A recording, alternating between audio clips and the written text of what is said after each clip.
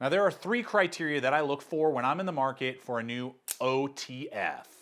And in today's video, we're gonna see if the KERSHAW Livewire, made right here in the USA, sporting MagnaCut steel, is able to check all 3 boxes in that criteria, or are there aspects of it that cause it to fall short? Welcome back to another blade review here at Gideonstactical, everybody. I'm Aaron, kicking it with you guys today, and oh my gosh, I am pumped for this video.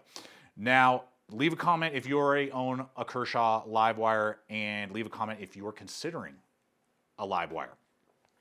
Now, when it comes to an OTF, because there is a limited market, the prices are high. And the first criteria is value. What am I getting for the money that I'm throwing down? As an example here, I have a MagnaCut Microtech Ultratech. You know, this guy is also sporting MagnaCut. This happens to be a Bladehq exclusive. And this one, this particular like style, color, and pattern, I think like $315 to $350, depending on like variants and options and that type of stuff. So quite, you know, that's top tier for me. But what's so sick is that these come in as low as $230. That's right, you heard me right. Depending on the variant, they can be as low as that, and that is mind-boggling. And depending on color combinations, blade, handle material that we're all gonna get into, you may go all the way up to like $280, but that is insanely impressive. So value for an American-made knife that is sporting MagnaCut, that is excellent. Check box number 1. KERSHAW has crushed it in that criteria. Now, Bladehq happens to be one of my favorite spots to pick up like OTFs and autos that we're going to discuss in some competitive options a little bit later. So throughout this video, if this model or the competitive options I'm going to run in make sense for you, always appreciate checking out not only Bladehq, but all the other distributors that I partner with. Helps me continue to make content and make videos just like this for you guys and unpack for you. So at that price, just to give you a couple ideas, that price offers the second criteria that I always look for is variety. Because if we're gonna be throwing down that much money, I want to have variety and options, choice in possibly colors, as well as blade profiles. Well, the Livewire does that as well. They have just recently, in 2024, come out with the DE double-edged dagger version. So if that's what you're into, they do have that variant. To be honest with you, it's probably my least favorite variant. Just for utility, for piercing and self-defense rolls, it's the best. For general utility, they do have like a more of a bayonet style with a higher flat grind. They're gonna have flat grinds on all of them, but you can also get a Tanto profile as well. So you're gonna get 3 different blade shapes to choose from. You can get coated, uncoated, as well as several different handle colors as well. Black on black, you can get stonewash and black, you can get green and red and blue. I think they have some gray. I mean, it's just wild, the amount of colors that they have on this 6061 aluminum handle. This blade series of Livewires offers that. You're gonna be getting 3.5 inches blade length overall, maybe like 3.4 cutting edge, so staying within a lot of legal limits depending on where you live. Now I will touch on the MagnaCut steel real quick, which is an awesome stainless steel. To give you some data, if you're not really familiar with it, it will not have as good wear resistance as like M390 and 20CV. It'll have I've seen better than like S35EN, so it'll outperform S35EN, but it will be almost twice as tough as those type of steels in durability as like M390. So that's an excellent thing. Excellent rust resistance. Just a really cool, well executed all-arounder stainless steel. Now, KERSHAW Rockwell is this 60 to 63, which is a pretty wide margin, and MagnaCut can go all the way up to like 64, sometimes even 65 Rockwell. So it would have been nice to see probably a little bit higher Rockwell. It means it'll be really easy to put an edge on. I've put edges on several MagnaCut blades, and it's not that hard anyway. But you may not have quite the edge retention. By no means bad, but you're not getting the full potential of the MagnaCut as I've seen compared to some other blades that are potentially out there. So we got value, we got options. Now what about that third and final point? Functionality. How does the design overall function? Are there any limitations? Well, When it comes to the aluminum handle, they really executed this well. I prefer this kind of like a little bit of texturing coming in and out. There's nothing that's sharp or abrasive anywhere, but it's not just like a straight brick.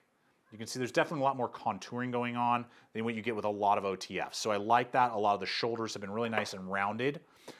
Maintenance is not going to be difficult because it uses Torx screws, whereas like a lot of Microtechs, you got to use this specialty tool to do any sort of maintenance. This is easily able to work on if you ever had an issue. So that's a good like functionality part. Fills out my hand very nicely. 3 ounces, so very lightweight for an OTF. Really good, gives you plenty of lockup. Even in piercing, and that's the first thing, great. Because let's be real, that's what a lot of OTFs potentially are going to be put into is a self-defense role. Obviously know what you're doing. Do that all on your own risk.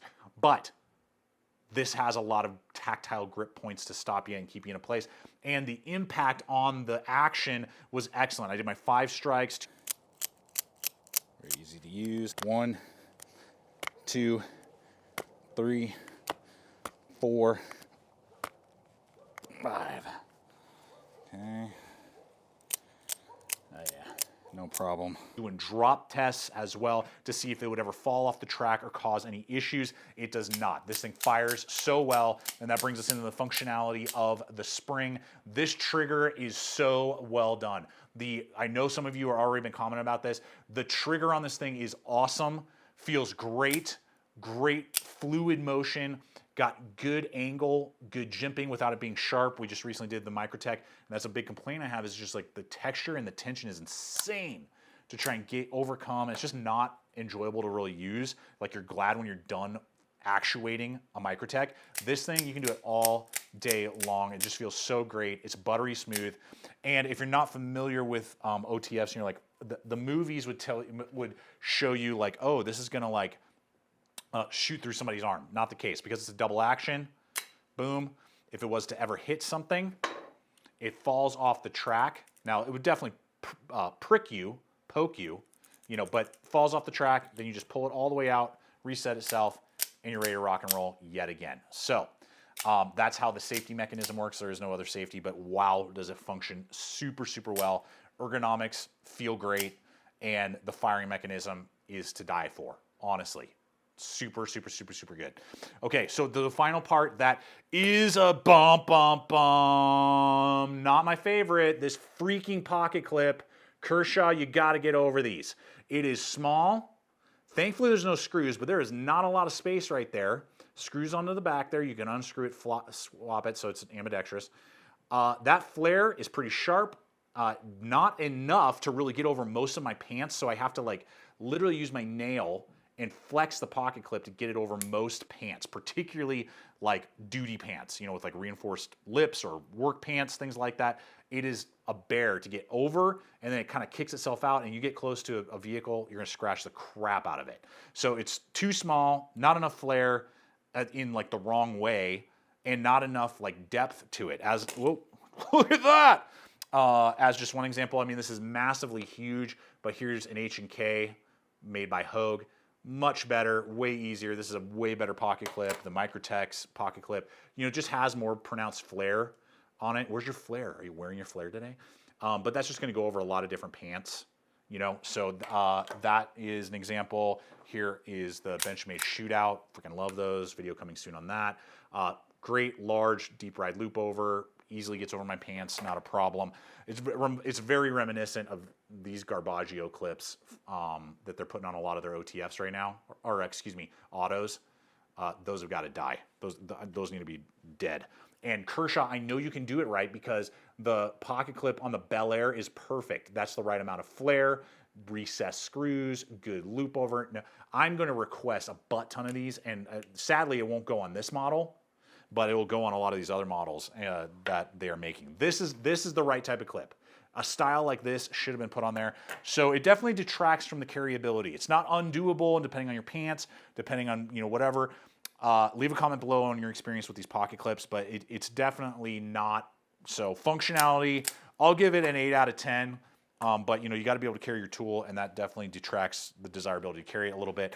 Now, if you like that style, but you just either don't like the functionality of an OTF, or you can't legally carry it, but for whatever reason, you can have an auto. the KERSHAW launch series. I don't even remember. I'll annotate it in which model this is. This one is super sick. Love this. It is going to have that dumb clip, but at least that one you could, you know, potentially swap out right there.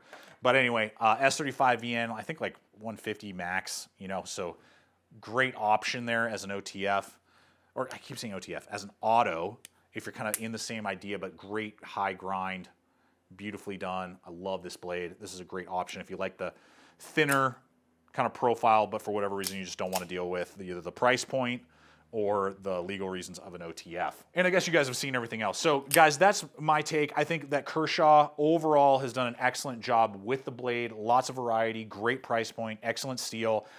Really hitting a home run overall. Let's call it a triple. They hit a triple with this, not quite a home run.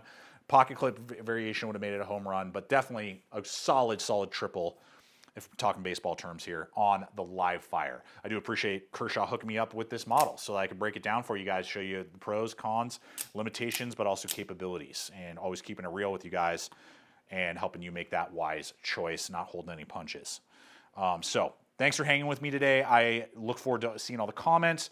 Check out the other video popping up. And again, subscribe if you haven't. Until next time, always remember, stay equipped, stay prepared, and I'll see you out there.